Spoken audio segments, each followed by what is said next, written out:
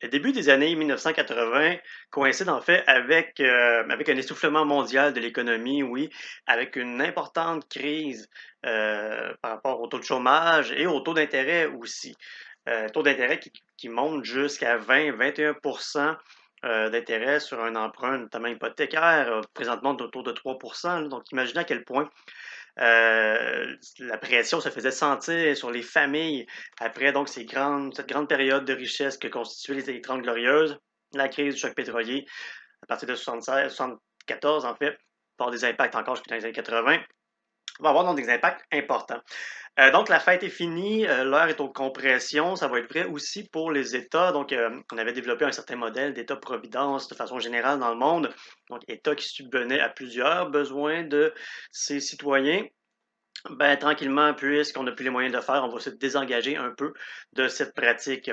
En même temps, ça va aussi être la montée du néolibéralisme, donc c'est une doctrine qui, euh, qui va laisser au marché, donc à la loi de l'offre et à la demande, le soin de réguler le marché. Donc le marché est autonome, on ne va pas intervenir pour tenter de calmer le jeu.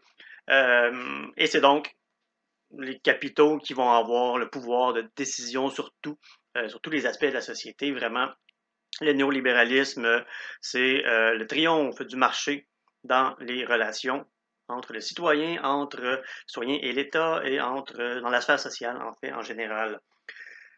Euh, pour ce qui est, en fait, au Québec, l'échec du référendum de 1980, donc référendum qui aurait été 40% qui voulait se séparer du Canada, 60% qui a refusé de le faire.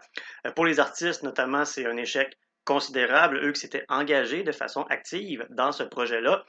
On va se désengager, on va passer à autre chose. Le projet va être mis sur la sellette du côté des arts. Par contre, d'un point de vue politique, ça va se perpétuer à travers le temps, notamment en raison de certaines crises constitutionnelles dont on parlera tout à l'heure. Euh, donc, cet environnement-là, la crise économique, l'échec du projet référendaire, ça entraîne un certain cynisme. Vraiment, on a l'impression que tout va mal dans la société. Dans le début des années 80, on n'est plus dans cette grande fête des années 70. C'est ce qu'on appelle en fait le courant de la postmodernité en Occident. Donc, ce mouvement euh, qui semble constater l'échec finalement de tout ce qu'on avait entrepris pour essayer de faire de l'avenir un monde meilleur, ben on se rend compte qu'on vient de frapper un mur et ce sera pas mieux. Donc, en même temps, évidemment, la société québécoise, maintenant qu'elle est clairement ouverte sur le monde, va en subir les conséquences d'une certaine façon, puisqu'elle aussi va être aux prises avec une certaine forme de néolibéralisme. Elle va s'adapter aux lois du marché par obligation, même si on va tenter quand même de conserver les acquis de la révolution tranquille, d'une certaine façon.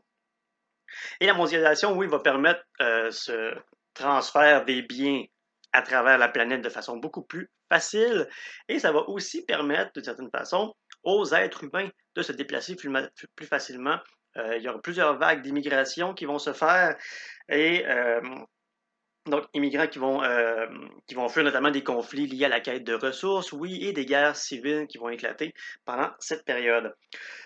Ces immigrants vont trouver une voie dans la littérature québécoise. Ce sera un des courants marquants de cette période. Donc, la littérature migrante, les écritures migrantes, oui, qui va se fonder donc au Québec durant ces années-là et qui, encore aujourd'hui, constitue une partie importante de notre littérature.